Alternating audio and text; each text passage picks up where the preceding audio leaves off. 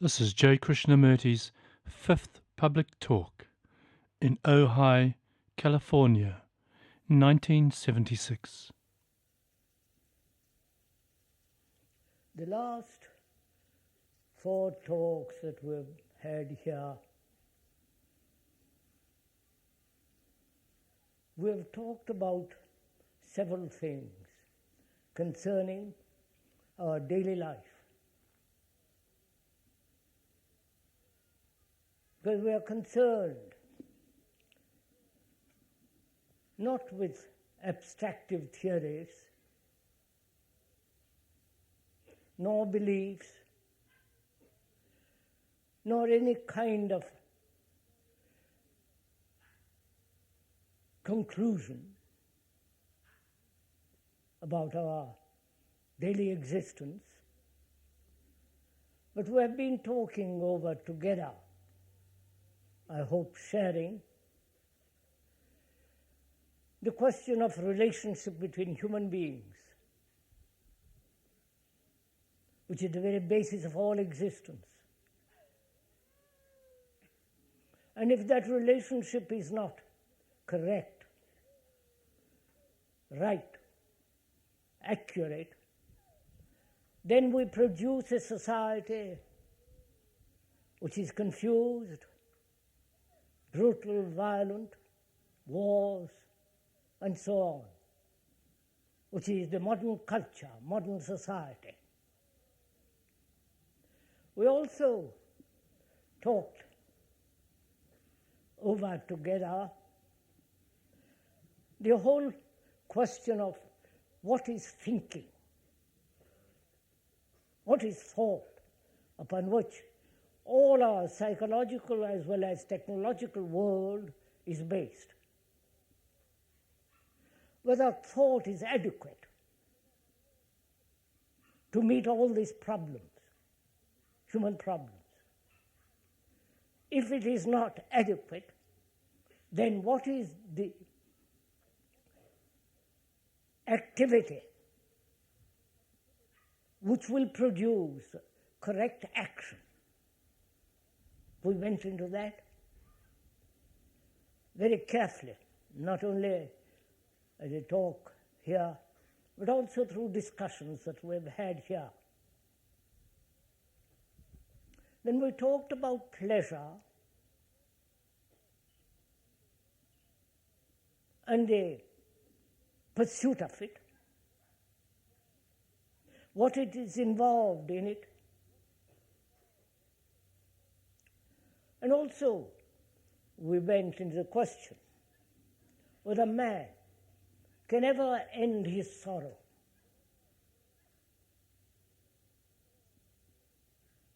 Or must we accept sorrow as inevitable and go on with it? This has been one of the great problems of human beings. From the ancient of times, prehistory, man has suffered, both biologically and psychologically, inwardly, very deeply, through wars, through national divisions, through religious schisms, and so on. Man has apparently, human beings, have never been able to resolve this problem of sorrow.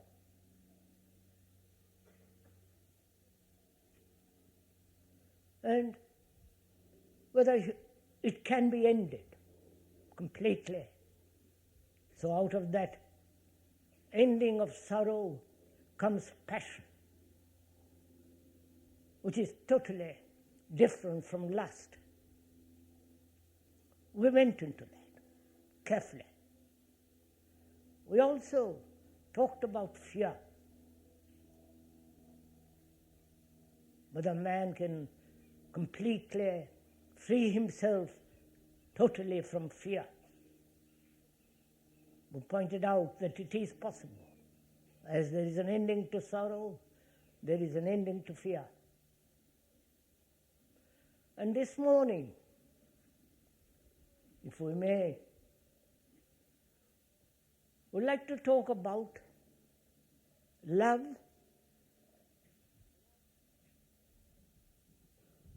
and also a very deep problem, which is death. Because we are concerned with living, which includes dying also.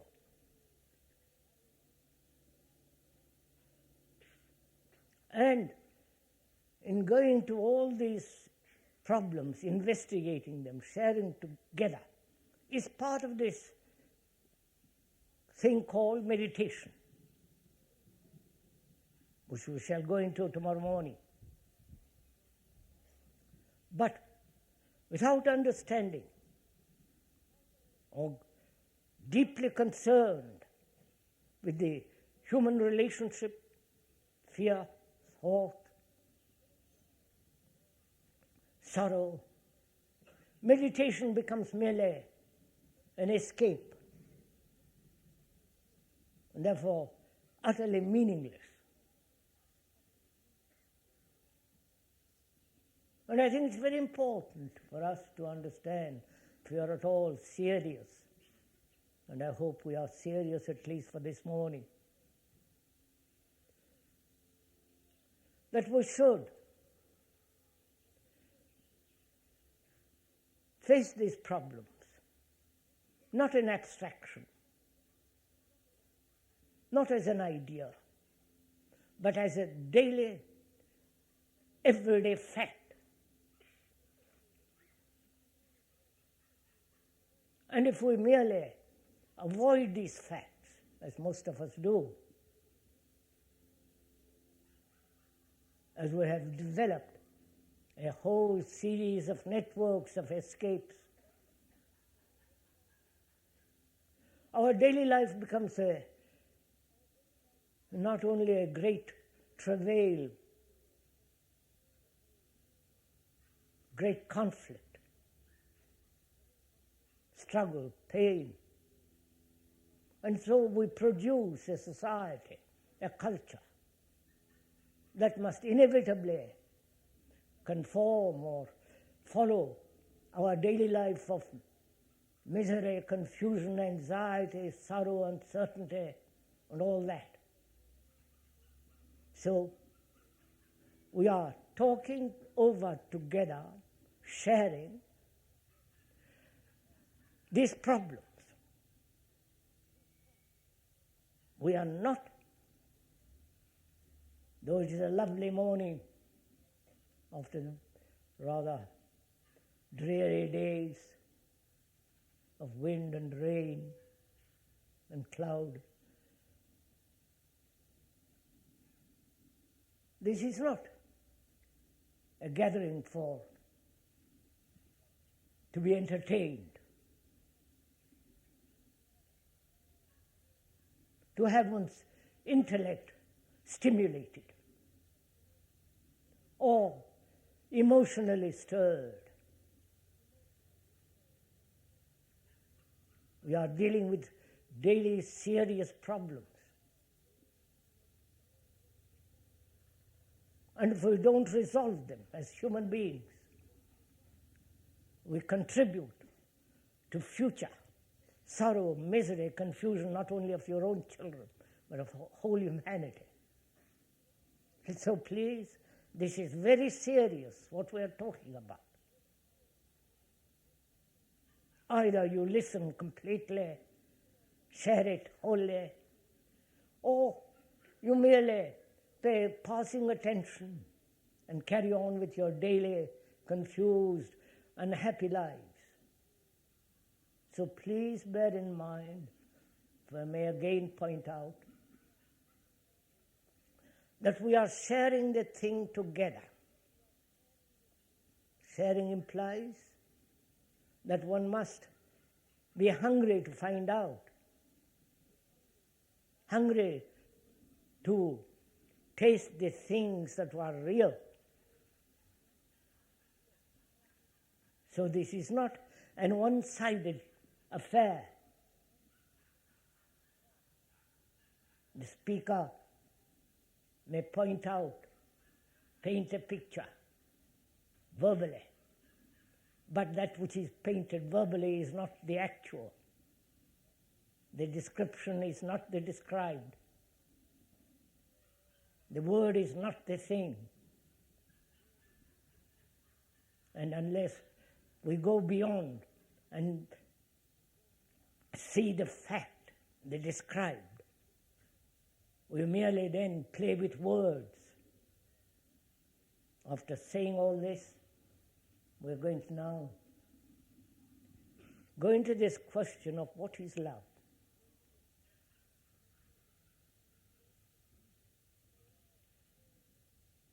Again, this has been one of the great problems of human beings. Human beings, whether they live in the Far East, in the Middle East, or here, is a question that one must investigate, not accept what love is or define it, or come to some abstract conclusion what it should be, because those things have no value at all. But to find out actually in our daily life what is implied in that word, the content of that word, the full significance of that word. Because we are using that word so slackly. We have loaded that word with so much meaning, mostly sensuous. So we must, if we may, use that word, knowing all the complications of that word, the meaning of that word, and explore together, share the structure and the nature of that thing called love. So we're first asking whether love is desire or love pleasure. When we use the word desire, what is the significance of that word? What's the meaning of that word, desire? How does it arise? How does it flower? What is the root of it? How does it come into being? So we must carefully go into that when we use desire in association with love. And apparently, for most of us, it is intimately connected with desire. Sexually, psychologically, biologically, spiritually, all that is involved in that word.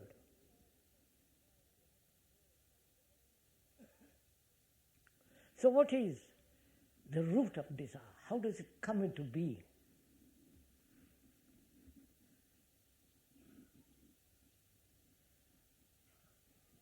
When you have a desire for something, the objects of desire vary. But the root of desire is the same, though the objects vary.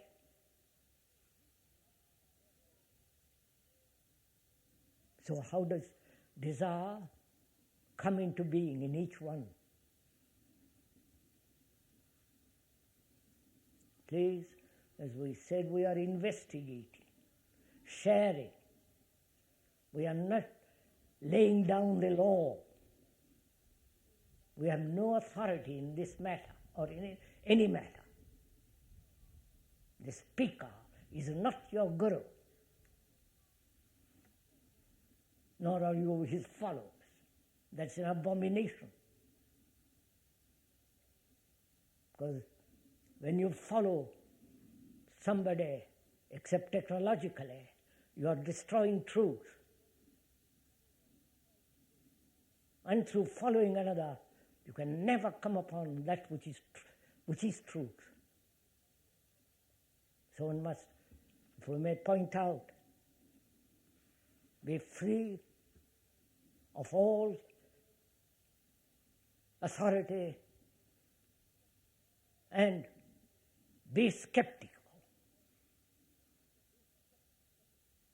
It's good to be skeptical, doubtful,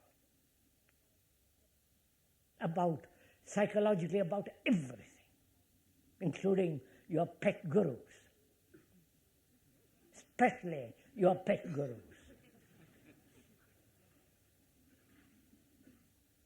They are springing like mushrooms in this country.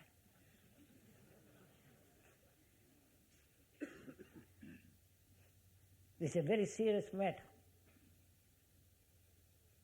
And if one wants to find out for oneself, one must stand alone. And most of us are afraid to be alone.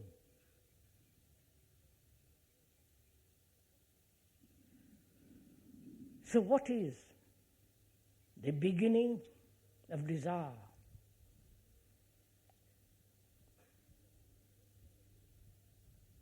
Because most religions, that is, the propagandist religions, religions based on belief, which are no religions at all, religions of authority, and all that. Most organized religions have said that you must, to serve God, you must be free of desire.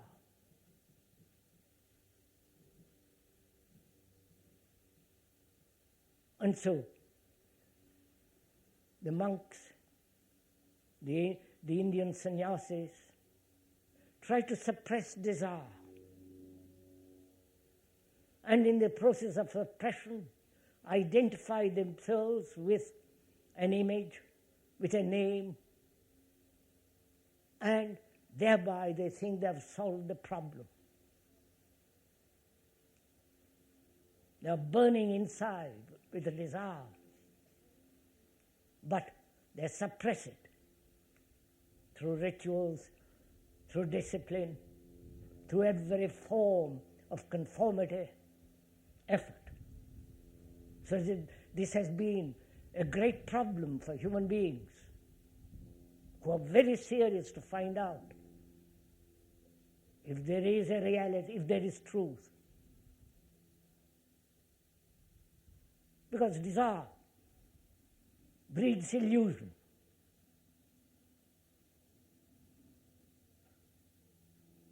Desire breeds experiences. And when you cling to an experience, that becomes an illusion. So one must go into this question, what is desire, very carefully, deeply. Because we have identified love with desire.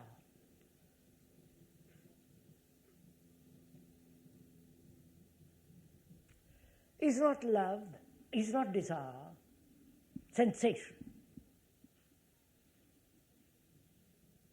Sensation, that is, the activity of the senses plus thought. You understand? Sensations plus thought is desire.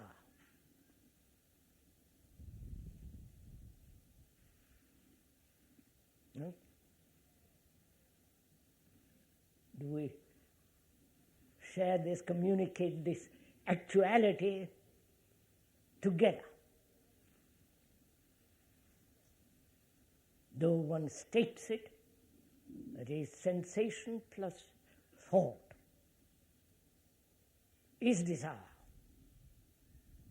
Is that fact or just a statement of an idea.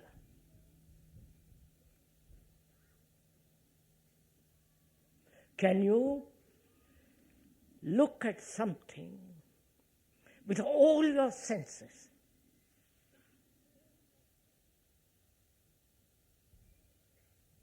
Completely.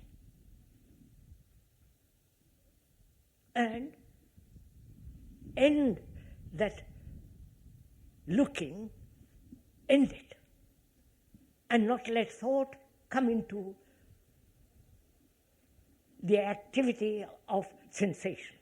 You understand?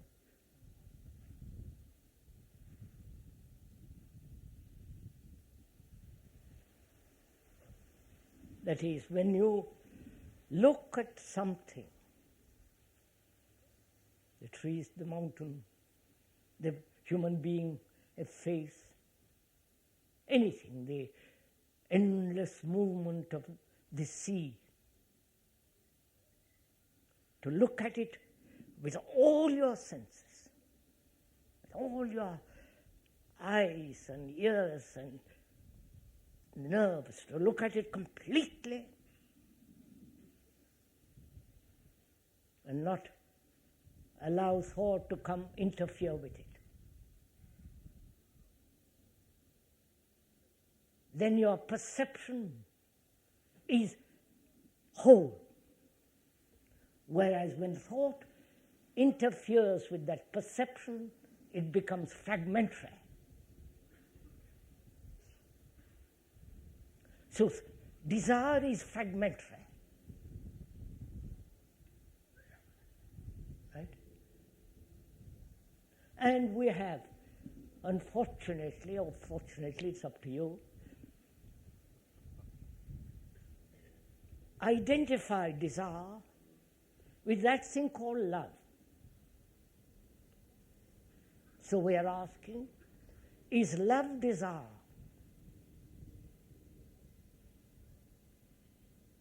And also we are asking, is love pleasure? Sexually, and in all its different manifestations. Pleasure, as we have went into the other day, is what most human beings pursue endlessly, psychologically, outwardly as well as inwardly. We are not saying that you must not have pleasure, but we are investigating the whole business of pleasure, because love is associated with pleasure. Pleasure of an experience, sexually or otherwise, both biologically and psychologically.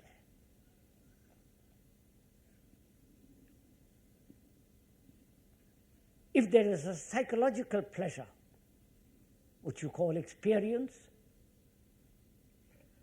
and retaining that experience as memory, and pursuing that memory, then that experience becomes pleasure. You understand this? That is, you may have had a marvelous, pleasurable an experience yesterday. It is registered in the brain as memory.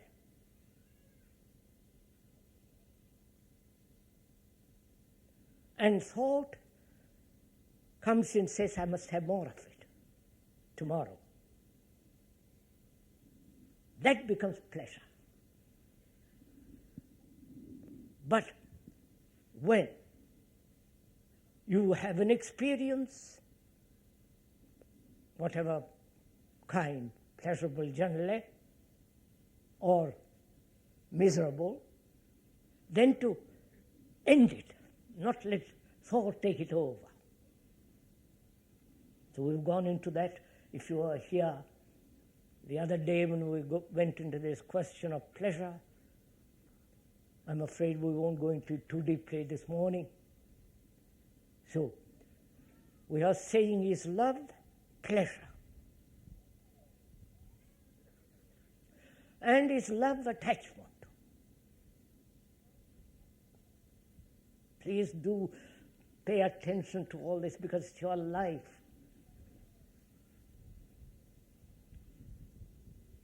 Is love attachment?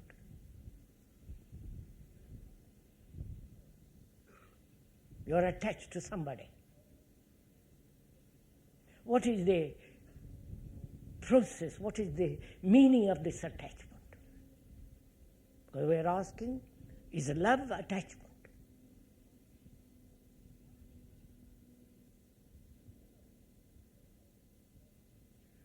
You may be attached to your house, to an idea, to a belief, to a person.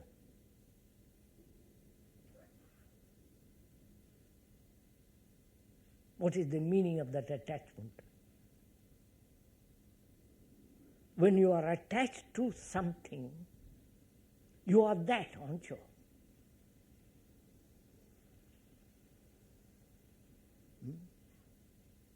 When you have totally identified with something, you are that.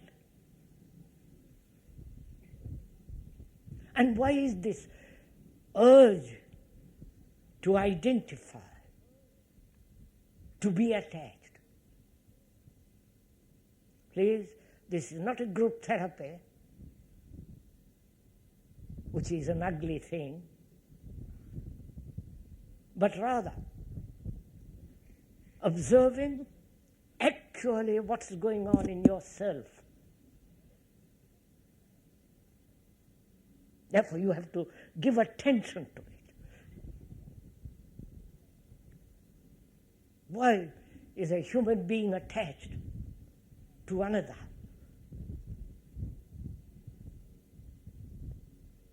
And what happens if he is not attached?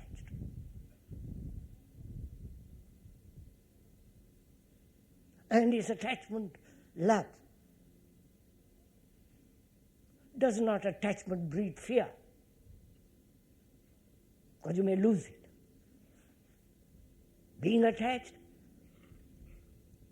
you may become jealous, frightened, anxious, which are the obvious phenomena. And you are attached because of your own insufficiency, loneliness.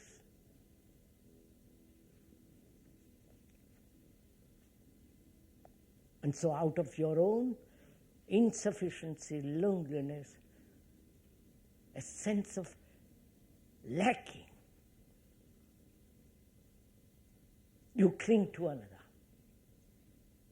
So is attachment love? Where there is attachment, there must be exploitation. Following all this? And we use that word love to cover up all this.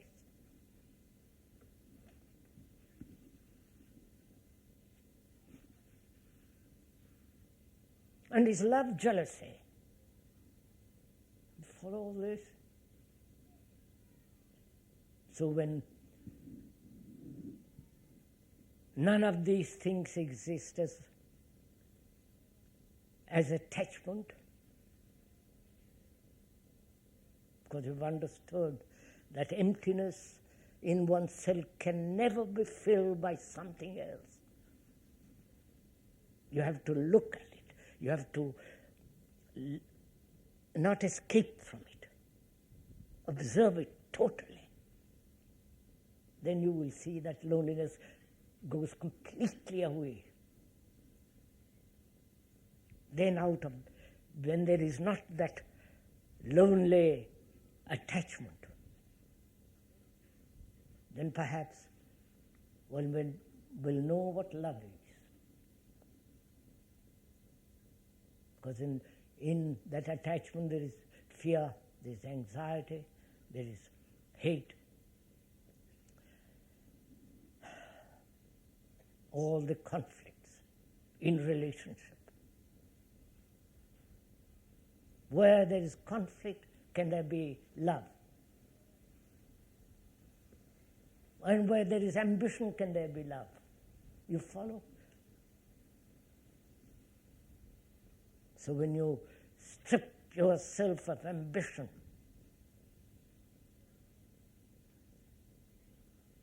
anxiety, attachment, and understand deeply the meaning and the significance of pleasure,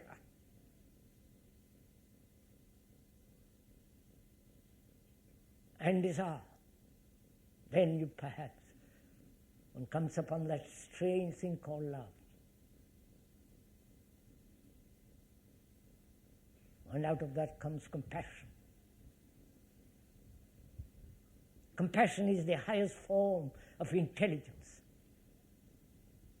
When you have compassion and therefore intelligence, you will do the right thing at the right moment. You understand all this? I hope you're following, not verbally, but actually in your heart and your mind doing it. And there is the question of what death? It's rather strange to talk about it in a lovely morning like this, but it's part of life.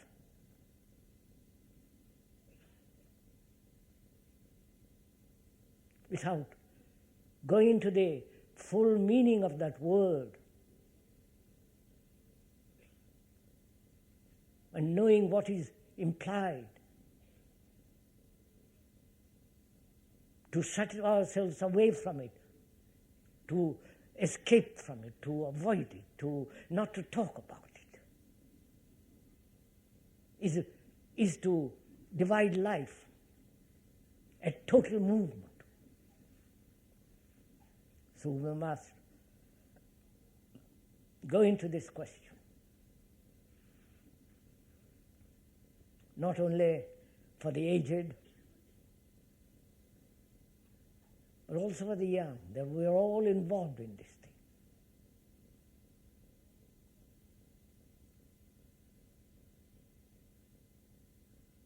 So what does living mean?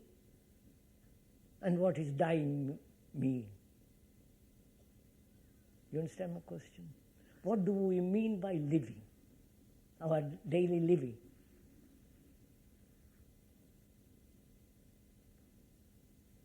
An effort, a struggle, a conflict,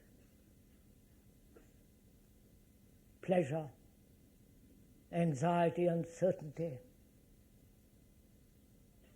fear of losing a job, or having a job, try to get a better job, and so on. Constant struggle, constant effort, fear, anxiety, with occasional joy, which is totally different from pleasure. This is our life, isn't it? If you are honest about it.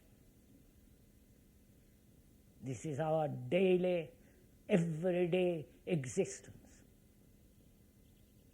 And that's what we call living. Right? Please don't accept what I'm saying. We're only stating what is. To that endless struggle we cling to. I say that is living. And what is then dying? The ending of this so-called living? You're following all this? Is it a biological ending or the ending of this immense stream which man has created of conflict, sorrow, pain, anxiety? You're following all this? Says It's your life we are talking about, not the description which the speaker is giving about his life or somebody else's life. It's your life, your daily life with which we are concerned. Unless there is a radical transformation in that daily life, we are going to create more and more misery for ourselves, for other human beings, which is actually what's going on.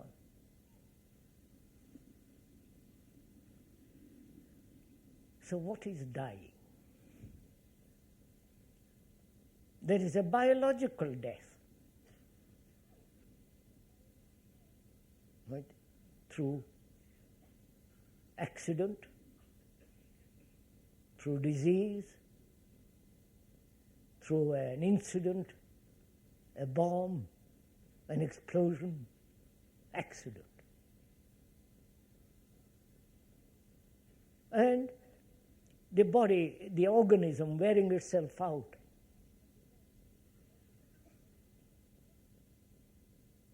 And the organism coming to an end. I do not know if you ever thought about this question.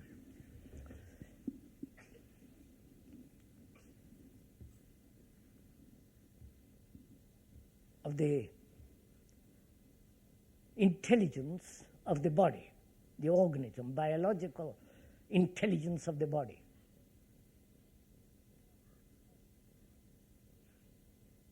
The body has its own intelligence, if you have observed it. But we have destroyed that intelligence through drink, through drugs, through constant effort, battle. Trying various drugs and various chemicals, medicines and all that kind of thing. We have destroyed that innate intelligence of the organism. And so, the body dies by constant strain, usage. I do not know if you are interested, you should be, whether this organism, this biological instrument,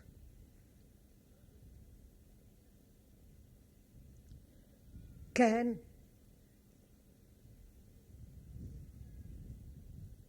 with its brain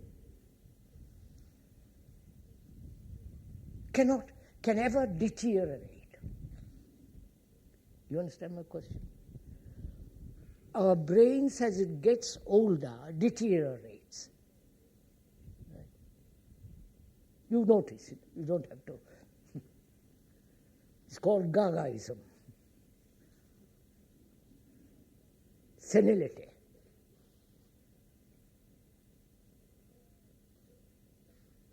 Now, can the brain be young all the time? You understand? And not deteriorate.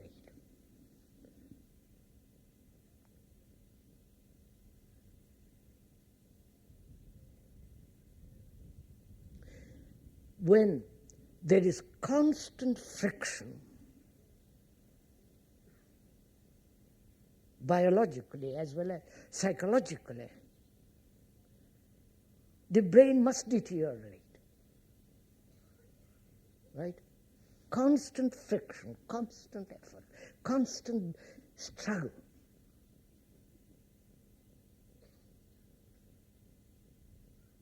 And is there a way of living without effort?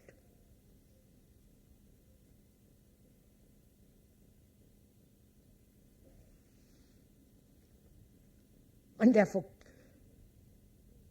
give or have a brain that is always young, fresh, active, decisive.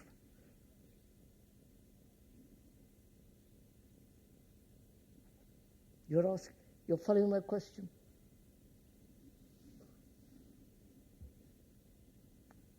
I'll go into it if you are interested, because it is possible.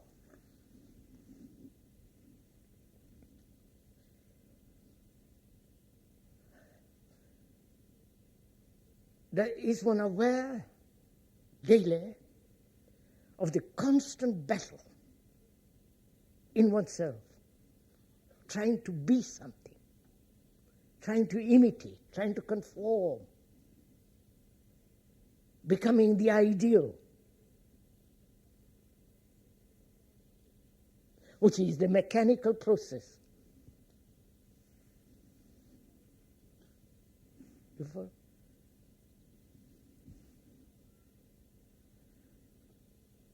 Is one aware of that? Conscious. Do you know you're doing this?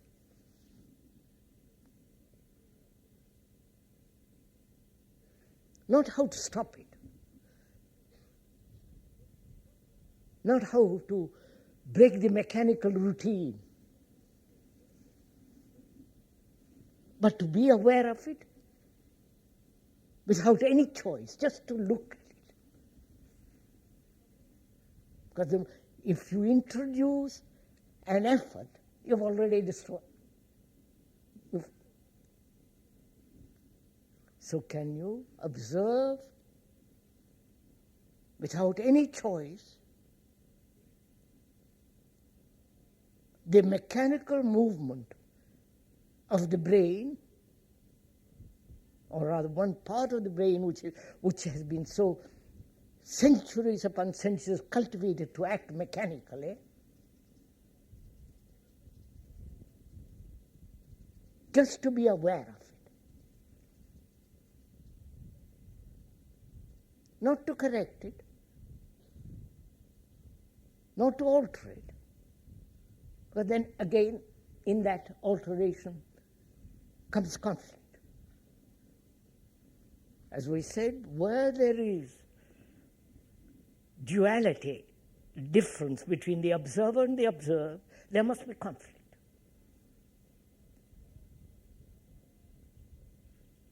When there is no observer but merely observation, then there is no conflict.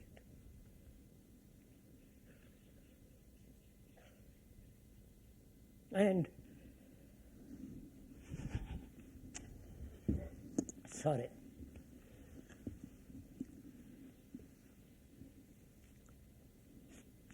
And if one is aware during the day of all the movement, mechanical movement, the ways of your thinking, desire, you follow, to be totally aware of all this during the whole day, then you will find at night when you go to sleep, though in spite of all the scientists say that the brain is constantly in action, constantly in movement, constantly agitated, there are no dreams. Mind, the brain is quiet, because all your problems, all your activities are being dissolved during the day. If you are attentive, you're watchful, aware. So when you go to sleep, there is peace. The brain may be in movement. It is a quiet movement. It is not an agitated, anxious movement. Therefore, brain in itself brings order. You're following all this? Doesn't matter.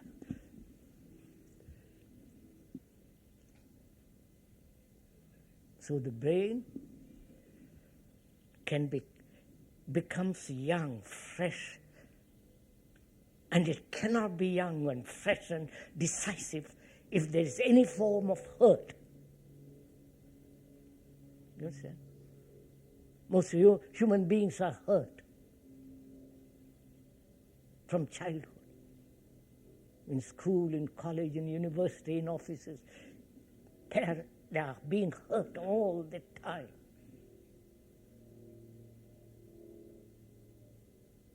And to be free of this hurt, which we've gone into the other day, so that the brain has no resistance. You understand? So, for after all, innocence means a brain that is not capable of being hurt. Not biologically, accident can happen, but psychologically, not to have any hurt, and therefore, innocent mind. So what is death?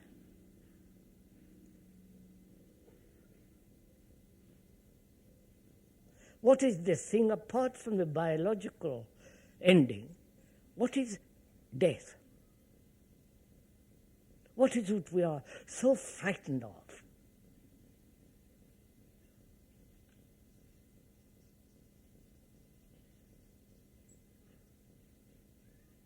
Is it the ending of your experiences? The ending of your knowledge? The ending of all the things that you're attached to? Psychologically? Biologically, when death takes place, whatever you're attached to does end. You're not going to carry your house, your furniture, your books, and even your gurus.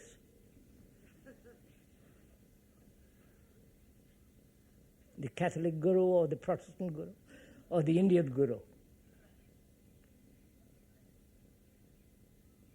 So what is it that human beings are so dreadfully frightened of? They are frightened of something ending. Right? Psychologically, inwardly ending.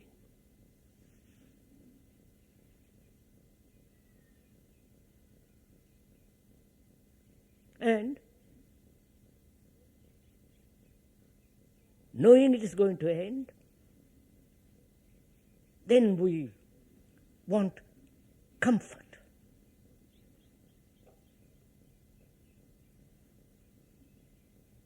We say there must be a continuity. And the ancient Hindus said there is a continuity, which is called reincarnation. You're interested in all this? Because your life we are talking about, not somebody else's life. They said you will be reborn next life according to what you have done this life. If you have behaved properly, decently, humanly, not humanly in the civilized sense,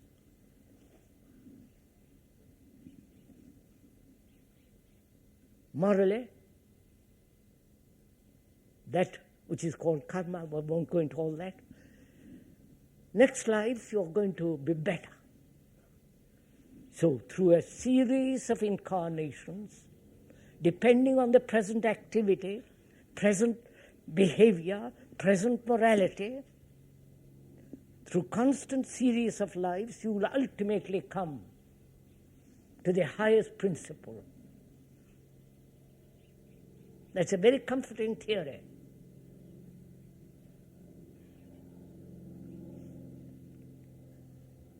And millions believe in that. There is the whole Buddhistic attitude that life is a constant flux. You understand? Constant movement. And when that manifests, there is an enclosure taking place which becomes the you, the me, which through time, through constant movement, undergoes change, flux. That's there. You understand? The Hindus, the Buddhists, and of course the Christians have their own belief, resurrection, because they believe that their own deity woke up from death physically. Right? As some group of priests in Europe said, I wish they took a photograph of it.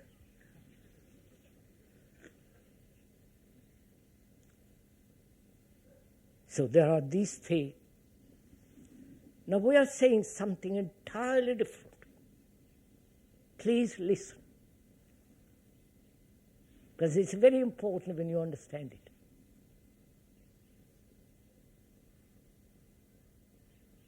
Because then you will see, if you really understand this thing,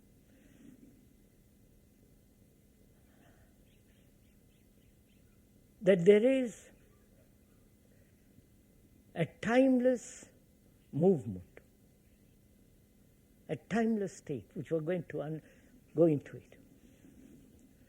First we said, the world is you and you are the world. Right? Whether you go to Asia, to the Orient, Europe, or come here, human beings radically, basically, are afraid, anxious, in sorrow, confused, unhappy, with occasional joy. Psychologically, it's a constant movement. It's the same movement. Whether it's got a brown skin, black skin, yellow skin, or any kind of skin pigment, East, Europe or here, it's the same stream. You understand? The same stream. Therefore, you are the world and the world is you. That's a fact. You may have different temperament, different gifts, capacities, idiosyncrasies. Those are the responses of the culture in which you have lived. But the basic stream is the same. You follow? Therefore, you are the world, and the world is you.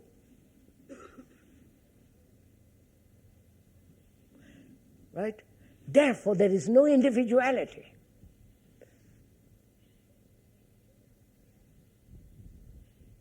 The individuality implies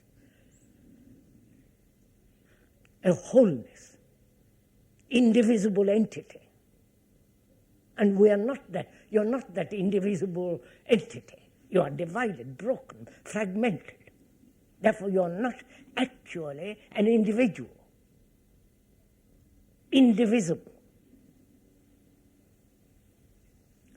That you have become totally individual in the complete sense of that word when you are whole,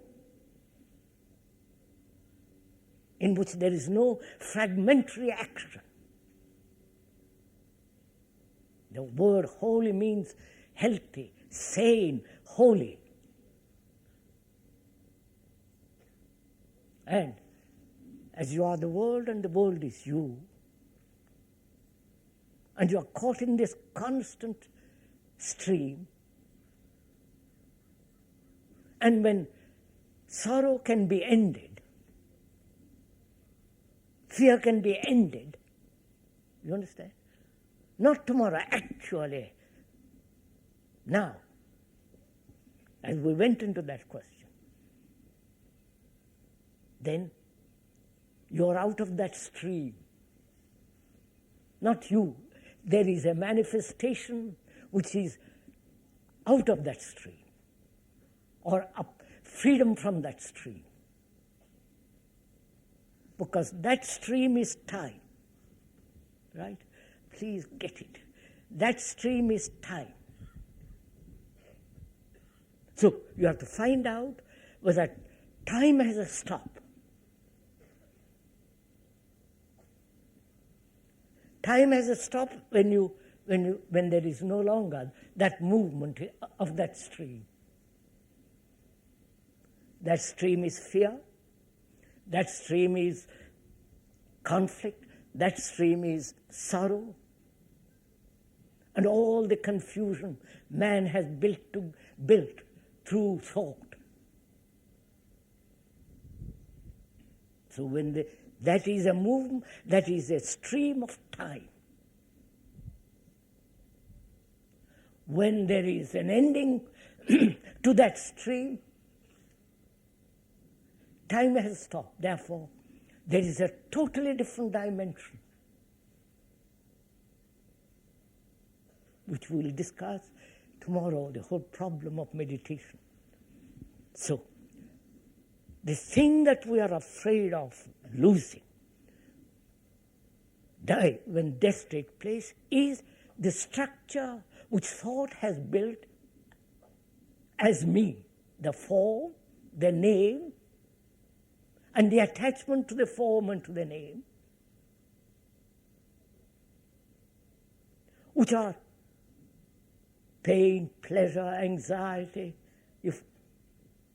all that is the me, you. You can say, well, that's not me, but there is a higher me, which is still the product of thought.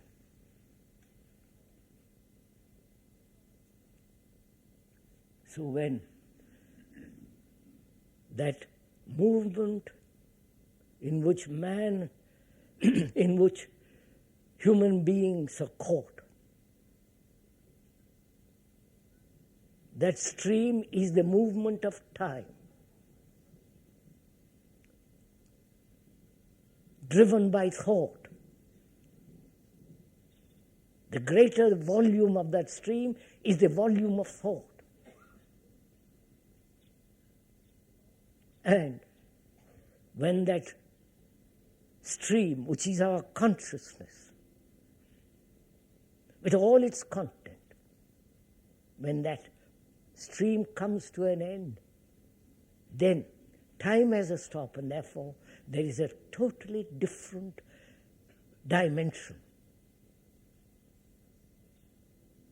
And when you understand this, not verbally, deeply, live it daily, and it can be done, then you will see death has a totally different significance. Right. What's the time? 5 after 12. We have had an hour of it, and I think that's enough.